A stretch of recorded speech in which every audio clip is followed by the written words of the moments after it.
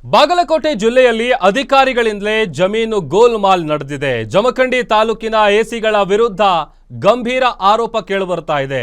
ಖರೀದಿ ಪತ್ರವನ್ನ ಮೀರಿ ಜಮೀನು ಹೆಚ್ಚು ಕಡಿಮೆ ಮಾಡಿ ತಪ್ಪು ಆದೇಶವನ್ನ ಕೊಟ್ಟಿರೋದಕ್ಕೆ ಇದೀಗ ಕುಟುಂಬಸ್ಥರು ಕಂಗಾಲಾಗಿದ್ದಾರೆ.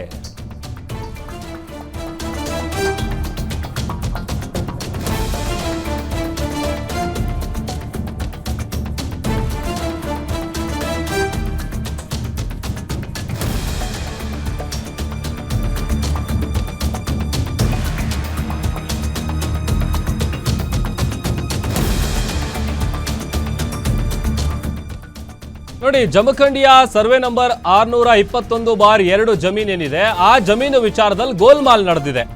ಸರ್ವೆ ನಂಬರ್ 621ರಲ್ಲಿ ಒಟ್ಟು 23 ಎಕರೆ ಜಮೀನು ಹಾಗೇನೆ 5 ಹಿಸ್ಸಾಗಳಿವೆ. 1944ರಲ್ಲಿ ಅಲ್ಲಾಭಕ್ಷ ಪಾರ್ತನಹಳ್ಳಿ ಇದನ್ನ ಪರ್ಚೇಸ್ ಮಾಡಿರ್ತಾರೆ. 11 ಎಕರೆ 18 ಗುಂಟೆ ಬದಲಿಗೆ 12 ಎಕರೆ 27 ಗುಂಟೆ ರಿಜಿಸ್ಟರ್ ಮಾಡಿ ಆದೇಶ ಕೊಟ್ಟಿದ್ದಾರೆ. 1963ರಲ್ಲಿ ಬಾಬಾಲಾಲ ಪಾರ್ತನಹಳ್ಳಿ ಇದನ್ನ ಖರೀದಿ ಮಾಡಿದ್ರು. 5 ಎಕರೆ 8 ಗುಂಟೆ. ಆದರೆ 5 ಎಕರೆ 8 ಗುಂಟೆ ಜಮೀನು ಇದೆಯಲ್ಲ, ಈಗ ಅದು 3 ಎಕರೆ 22 ಗುಂಟೆ ಹೇಗಾಯ್ತು ಅನ್ನುವಂಥ ಪ್ರಶ್ನೆ. ಅಲ್ಲಿ ಅಧಿಕಾರಿಗಳ ಗೋಲ್ಮಾಲ್ ಬಟಾ ಬಯಲಾಗಿದೆ. ಜಮಖಂಡಿಯ ಹಿಂದಿನ ಎಸಿ ಸಿದ್ದು ಹುಲ್ಲೊಳ್ಳಿ ವಿರುದ್ಧ ಆರೋಪ ಮಾಡ್ತಾ ಇದ್ದಾರೆ. ಈಗಿರುವಂತಹ ಎಸಿ ಶ್ವೇತಾ ಬೇಡಿಕರ್ ವಿರುದ್ಧವೂ ಕೂಡ ಗಂಭೀರವಾದಂಥ ಆರೋಪ ಕೇಳಿಬರ್ತಾ ಇದೆ.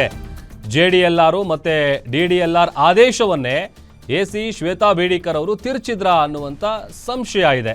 ಯಾಕೆ ಅಂತ ಅಂದ್ರೆ, ಖರೀದಿ ಪತ್ರಕ್ಕಿಂತ ಹೆಚ್ಚು ಮಾಡಿ ಆದೇಶವನ್ನ ನೀಡಿದ್ರ ಹಿಂದಿನ ಎಸಿ ಸಿದ್ದು ಹುಲ್ಲೊಳ್ಳಿ ಅನ್ನುವಂಥ ಪ್ರಶ್ನೆ ಹುಟ್ಟುಕೊಳ್ತಾ ಇದೆ. ಅವರು ಪರ್ಚೇಸ್ ಮಾಡಿದಂಥ ಸಂದರ್ಭದಲ್ಲಿ ಇದ್ದಂತಹ ಒಟ್ಟು ಜಮೀನಿನ ಮೌಲ್ಯ ಏನಿದೆ, ಆ ಜಾಗ ಏನಿದೆ 11 ಎಕರೆ ಸಮಥಿಂಗ್, ಅದು ಈಗ 12 ಎಕರೆ ಮಾಡಿರೋದು 1/2 ಒಟ್ಟು. ಅದ್ರ ಜೊತೆಗೆ 5 ಎಕರೆ ಇದ್ದಂಥ ಜಾಗನ 3 ಎಕರೆ ಹೆಂಗ್ ಮಾಡಿದ್ರು ಅನ್ನುವಂಥ ಪ್ರಶ್ನೆ ಕೂಡ ಈಗ ಹುಟ್ಟುಕೊಳ್ತಾ ಇದೆ. ಒಂದು DDLR JDLR ಏನಿದ್ದಾರೆ, ಅವರ ಆದೇಶವನ್ನೇ ಇಲ್ಲಿ ತಿರ್ಚಿದ್ರ ಎಸಿ ಶ್ವೇತಾ ಬೇಡಿಕರ್. ಯಾಕಂತಂದ್ರೆ ಹಿಂದೆ ಎಸಿ ಆಗಿದ್ದಂತಹ ಸಿದ್ದು ಹುಲ್ಲೊಳ್ಳಿ ಏನಿದ್ದಾರೆ, ಅವ್ರ ವಿರುದ್ಧವೂ ಕೂಡ ಆರೋಪ ಕೇಳಿಬರ್ತಾ ಇದೆ. ಈಗ ಎಸಿ ಶ್ವೇತಾ ಬೇಡಿಕರ್ ಏನಿದ್ದಾರೆ, ಅವ್ರ ವಿರುದ್ಧವೂ ಕೂಡ ಗಂಭೀರವಾದಂಥ ಆರೋಪ ಕೇಳಿಬರ್ತಾ ಇದೆ. ಒಂದು 1963, ಅದಾದ್ಮೇಲೆ 1944ರಲ್ಲಿ ತಗೊಂಡಿರ್ತಾರೆ 11 ಎಕರೆ ಜಾಗ. ಅದಾದ್ಮೇಲೆ 1963ರಲ್ಲಿ 5 ಎಕರೆ ಜಾಗ. ಈ ಎರಡು ವಿಚಾರ ಏನಿದೆ, ಜಮಖಂಡಿಯ ಹಿಂದಿನ ಎಸಿ ಮತ್ತೆ ಈಗಿರುವಂತಹ ಎಸಿ ಶ್ವೇತಾ ಬೇಡಿಕರ್ ಇವರಿಬ್ಬರ ವಿರುದ್ಧವೂ ಕೂಡ ಗೋಲ್ಮಾಲ್ ಮಾಡಿದ್ದಾರೆ ಅನ್ನುವಂತಹ ಗಂಭೀರವಾದಂತಹ ಆರೋಪವನ್ನ ಅವರು ಮಾಡ್ತಾ ಇದ್ದಾರೆ. ಅದಕ್ಕೆ ಸಂಬಂಧಪಟ್ಟಂತ ದಾಖಲೆಗಳು ಕೂಡ ಕ್ಲಿಯರ್ ಕಟ್ ಆಗಿ ಹೇಳ್ತಾ ಇದೆ, ಅಲ್ಲಿ ಗೋಲ್ಮಾಲ್ ನಡೆದಿದೆ.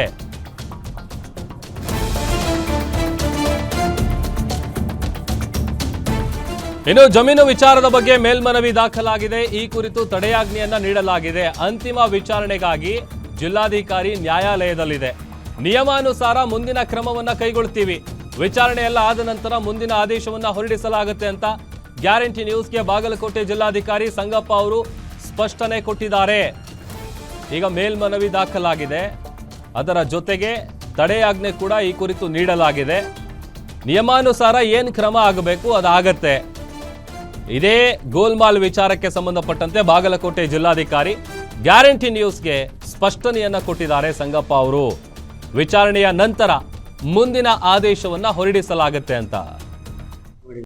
ಇಲ್ಲ, ಅದು ನಿನ್ನೆ ನೀವು ಏನು ಪ್ರಸಾರ ಮಾಡಿದ್ರಲ್ಲ, ನಾನು ವೆರಿಫೈ ಮಾಡಿದ್ದೀನಿ ಆಫೀಸಲ್ಲಿ.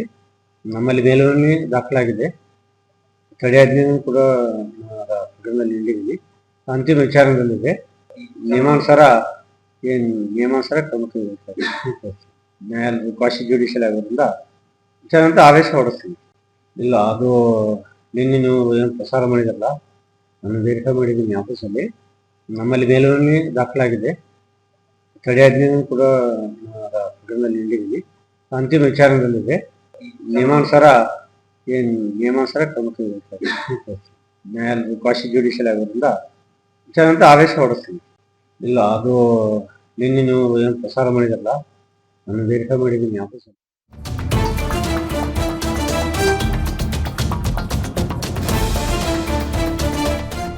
ನೋಡಿ, ಅಧಿಕಾರಿಗಳ ಎಡವಟ್ಟಿನಿಂದ ಅನ್ಯಾಯ ಆಗಿದ್ದು ಮಾತ್ರ ರೈತರಿಗೆ. ಪಾಪ ಕಷ್ಟಪಟ್ಟು ಕೂಡಿಟ್ಟ ಹಣದಲ್ಲಿ ಜಮೀನು ಖರೀದಿ ಮಾಡಿದವರಿಗೆ ಅನ್ಯಾಯ ಆಗಿದೆ. ವ್ಯತ್ಯಾಸ ಆಗಿರುವಂತ ಜಮೀನು ರೈತರಿಗೆ ಕೊಡೋದು ಯಾರು? ವ್ಯತ್ಯಾಸ ಆಗಿರುವಂತ ಜಮೀನಿನ ಹೊಣೆ ಯಾರ್ದು? ಆದೇಶ ನೋಡಿ ಈಗ ಜಮೀನು ಮಾಲೀಕರು ಪಾಪ ಕಂಗಾಲಾಗಿದ್ದಾರೆ. ಗೋಲ್ಮಾಲ್ ಮಾಡಿದ ಅಧಿಕಾರಿಗಳ ವಿರುದ್ಧ ಕ್ರಮ ಯಾವಾಗ? ಅಧಿಕಾರಿಗಳೇನೋ ಎಡವಟ್ಟು ಮಾಡಿದಾರೋ ಬೇಕಂತ ಉದ್ದೇಶಪೂರ್ವಕವಾಗಿ ಮಾಡಿದಾರೋ ಗೊತ್ತಿಲ್ಲ. ಆ ಥರದೊಂದು ಆರೋಪ ಇದೆ. ಪಾಪ ಕಷ್ಟಪಟ್ಟು ಕೂಡಿಟ್ಟು ಜಮೀನು ಪರ್ಚೇಸ್ ಮಾಡಿದಂಥವ್ರ ಕತೆ ಏನೀಗ? ವ್ಯತ್ಯಾಸ ಆಗಿರುವಂಥ ಜಮೀನು ರೈತರಿಗೆ ಕೊಡೋದು ಯಾರು? ಆ ಜಮೀನಿನ ಹೊಣೆ ಯಾರು? ಈ ಎಲ್ಲ ಪ್ರಶ್ನೆಗಳಿಗೆ ಉತ್ತರ ಸಿಗಬೇಕು. ಅಟ್ ದ ಸೇಮ್ ಟೈಮ್ ಗೋಲ್ಮಾಲ್ ಮಾಡಿದಂಥ ಅಧಿಕಾರಿಗಳ ವಿರುದ್ಧ ಕ್ರಮ ಯಾವಾಗ ಅಂತೇಳಿ ಅನ್ಯಾಯಕ್ಕೊಳಗಾಗಿರುವಂಥ ಕುಟುಂಬಸ್ಥರು ಪ್ರಶ್ನೆ ಮಾಡ್ತಾ ಇದ್ದಾರೆ.